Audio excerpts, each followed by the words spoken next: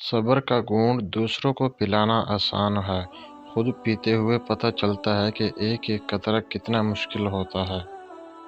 ہم تکلیف کے جس مقام پر بھی ہو، ہم سے آگے ضرور کچھ لوگ ہوتے ہیں۔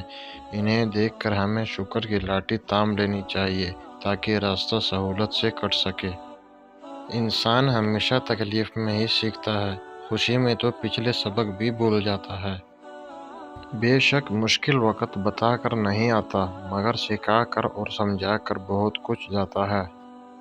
اگر آپ کے ساتھ ناانصافی اور زیادتی کی حد ہو جائے تو صرف اتنا سوچ کر خاموش ہو جانا کہ جو ذات اوپر بیٹھی ہے وہ بہت بے نیاز ہے۔ زندگی کسی کی بھی آسان نہیں ہوتی، زندگی کو آسان بنایا جاتا ہے پیار سے، خلوص سے اور برداشت سے۔ صبر وقت مانگتا ہے اور وقت صبر مانگتا ہے۔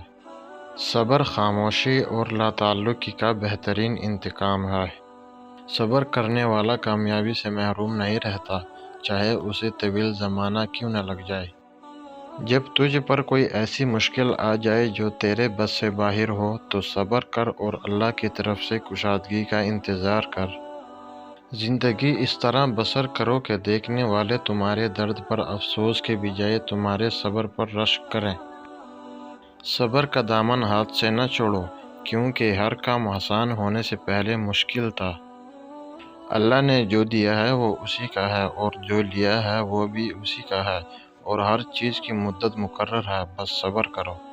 صبر کے معنی یہ ہے کہ مشکل تو ہو لیکن وہ کسی سے بیان نہ کی جائے۔